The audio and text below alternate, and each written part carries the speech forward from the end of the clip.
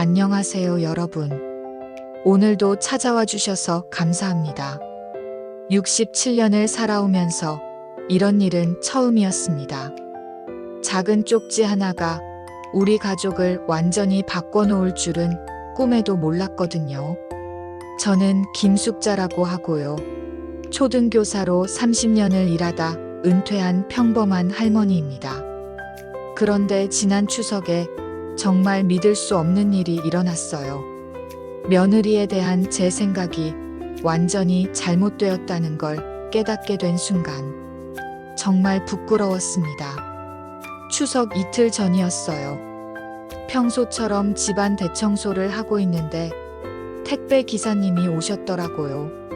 김숙자님 택배요? 아이고, 며느리가 보낸 게 분명했어요. 8년 전 결혼할 때부터 명절마다 이런 식이었거든요. 직접 오지는 못하고 택배로만 보내는 게 항상 서운했는데 상자를 열어보니 한과하고 건강식품이 들어있었어요. 그런데 그 순간 막내딸 미정이가 들어오더라고요. 또 택배네? 언니가 또 돈으로 때우나 봐. 미정이 말투가 참 서운했어요. 물론 저도 속으로는 직접 와서 함께 차례상을 차리면 좋을 텐데라는 생각이 없지 않았거든요. 이야기를 제대로 하려면 8년 전부터 시작해야겠어요. 태호가 지은이를 데려왔을 때부터 마음에 안 들었거든요. 첫 만남부터 그랬어요. 인사도 똑바로 못하고 제가 어서 와라 했는데 안녕하세요. 딱 한마디 하고 끝이더라고요. 아들 눈치만 보고 그때부터 알아봤어야 했는데 이 애가 우리 집안 분위기랑은 안 맞겠구나. 결혼식 때도 그랬어요. 친정 식구들이 와서 이것저것 참견하더라고요. 요즘 시댁에서 이런 것까지 간섭하세요.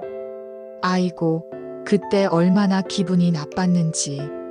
신혼 때부터 명절마다 핑계를 대기 시작했어요. 회사 일이 있어서요. 몸이 좀 안 좋아서요. 처음엔 이해하려고 했어요. 그런데 2년, 3년이 지나도 똑같더라고요.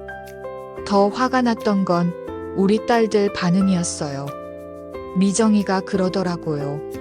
엄마, 언니는 진짜 이기적인 것 같아. 나는 애 키우면서도 명절 때마다 와서 일 도와주는데 언니는 맨날 바쁘다고만 하잖아. 막내 지영이는 더 독했어요. 엄마, 솔직히 언니가 우리를 무시하는 것 같아. IT에서 다닌다고 뭐 대단한 줄 알고. 우리 오빠도 참 한심해. 아내 편만 들고. 딸들 말이 맞는 것 같았어요. 지은이는 정말 차갑고 무정한 며느리였거든요. 작년 추석 때는 정말 너무했어요. 추석 전날까지 올 거라고 해놓고 당일 아침에 갑자기 전화가 왔어요. 어머님 죄송한데 회사에 급한 일이 생겨서. 그때 정말 화가 머리끝까지 났어요. 지은아, 가족보다 중요한 일이 어디 있니? 죄송합니다. 죄송합니다. 이 말만 계속 하더라고요. 미정이랑 지영이는 그날 정말 독하게 말했어요. 엄마, 언니 전화번호 우리 단체 채팅방에서 빼요. 이런 사람이랑 가족이라고 할 수도 없어요. 맞아, 엄마. 오빠한테도 말해. 언니 같은 며느리 두고 뭐 하냐고. 그래서 올해 추석 때는 정말 각오를 했어요. 지은이가 또 안 온다고 하면 아이의 인연을 끊자고 마음먹었거든요. 추석 이틀 전 택배가 왔어요. 또 지은이가 보낸 거였죠.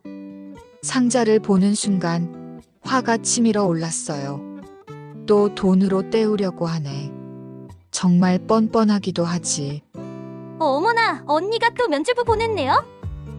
얼마나 비싼 걸 보냈길래 이번에도 안 오는 걸 용서받으려고 하나? 상자를 열어보니 한과하고 건강식품이었어요. 그런데 지영이가 한과를 보더니 어머, 이거 우리 애 못 먹는 거잖아요? 견과류 알레르기 있다고 몇 번을 말했는데 정말 관심도 없으시나 봐. 제 마음도 돌같이 굳어갔어요. 8년 동안 가족 행사에 한 번도 제대로 참석 안 한 것도 모자라서 손주 알레르기도 신경 안 쓰다니. 그날 저녁 가족 회의를 했어요. 태호 빼고 우리 모녀끼리. 이번이 마지막이야. 지은이가 추석에 또 안 오면 정말 며느리로 인정 안 할 거야. 엄마, 저도 더 이상 못 참겠어요. 언니 때문에 우리 집 분위기가 맨날 이상해져요. 추석 당일 아침이었어요. 예상대로 지은이 전화가 왔죠. 어머님 정말 죄송해요. 회사에서 시스템 오류가 생겨서 꼭 나와야 해서. 그 순간 제 인내심이 한계에 달했어요. 지은아, 8년 동안 이런 식으로 우리를 우롱할 거야? 가족보다 일이 더 중요하다는 거지. 그럼 우리를 가족이라고 생각하지도 마. 어머님 정말 어쩔 수 없는 상황이에요. 다음에 꼭. 다음은 없어. 정말 없어. 전화를 끊어버렸어요. 미정이랑 지영이도 박수를 치면서. 엄마 잘했어요. 태호가 중간에서 말리려고 했어요. 엄마, 지은이도 정말 힘든 상황인 것 같은데. 오빠는 정말 언니 편만 들고 우리가 8년 동안 얼마나 참았는데. 오빠, 솔직히 언니가 우리를 무시하는 거 몰라? 명절 때마다 돈으로만 때우고. 그날 차례상을 차리면서도 분위기가 최악이었어요. 제 마음속엔 8년간 쌓인 원망과 미움이 가득했거든요. 이런 며느리를 둔 내가 전생에 무슨 죄를 지었나. 오후에 상자를 정리하려고 했어요. 화가 나서 그냥 버리려고 했거든요. 그런데 상자 바닥에 뭔가 종이가 붙어 있는 걸 발견했어요. 택배 송장인가 했는데 그게 지은이가 손으로 쓴 쪽지였어요. 첫 번째 쪽지를 읽는 순간 제 손이 떨리기 시작했어요.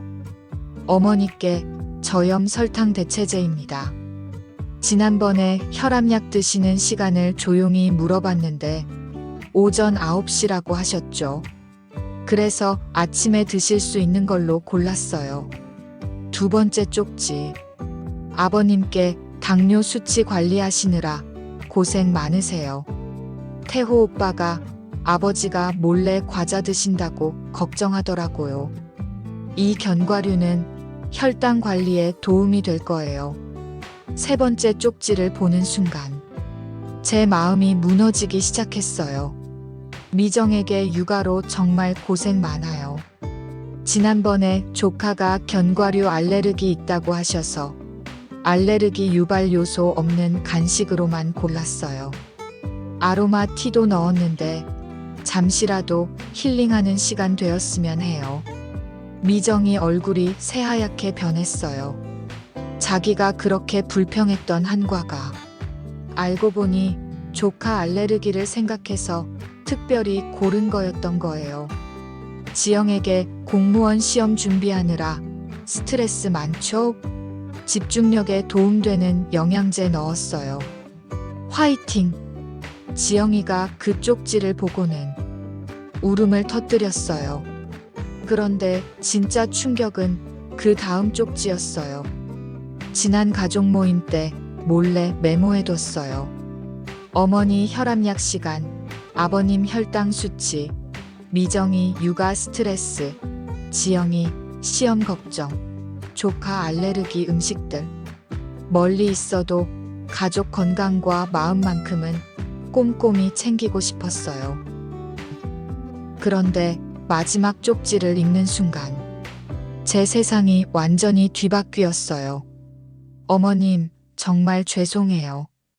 8년 동안 명절 때마다 못 간 이유를 이제야 말씀드려요. 제 회사는 명절 때 해외 클라이언트 대응을 해야 해서 꼭 누군가는 남아야 해요. 그런데 신입사원들이나 미혼 직원들이 대부분 고향에 가고 싶어 해서 제가 대신 남기로 했어요.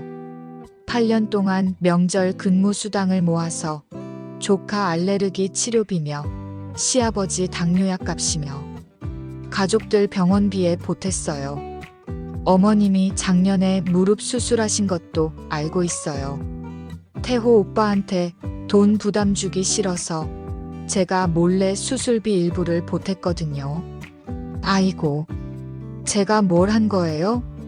미정이가 울면서 말했어요. 언니가 우리를 위해서. 마지막 쪽지에는 더 충격적인 이야기가 있었어요.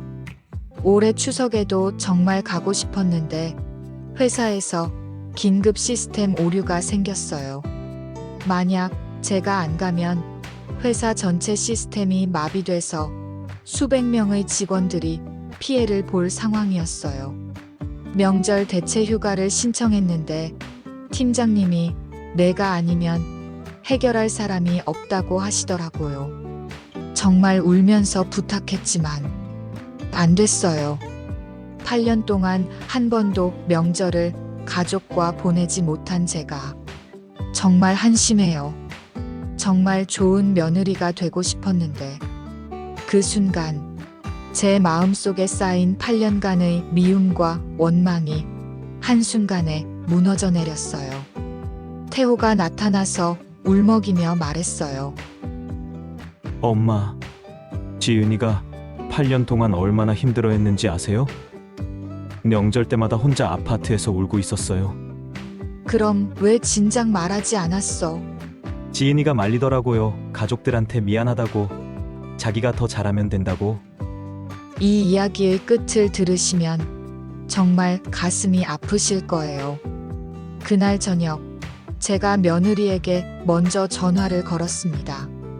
지은아, 어머니가 정말 미안하다. 8년 동안 너를 오해했구나. 어머님, 제가 더 미안해요. 좋은 며느리가 되지 못해서. 아니야. 넌 충분히 좋은 며느리였어.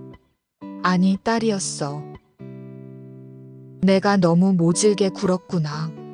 미정이도 언니한테 사과 전화를 했어요. 언니, 미안해. 내가 너무 이기적이었어. 언니가 우리를 위해 그런 희생을 하고 있는 줄 몰랐어요. 언니, 내가 정말 나빴어요. 언니 욕한 거 다 용서해 주세요. 그 다음 주말 며느리가 내려왔어요. 8년 만에 처음으로 편안한 마음으로 우리 집에 온 거였죠. 제가 며느리 손을 잡고 말했어요. 며느라가, 이제부터는 내 일정에 맞춰서 우리가 모이자. 가족이 함께하는 것보다 서로를 이해하는 게 더 중요한 것 같아. 어머님, 진짜 가족이 된 것 같아요. 혹시 비슷한 경험 있으신 분 계시나요? 가족을 오해했던 일들 말이에요. 여러분이라면 어떻게 하셨을까요? 댓글로 조언해 주세요.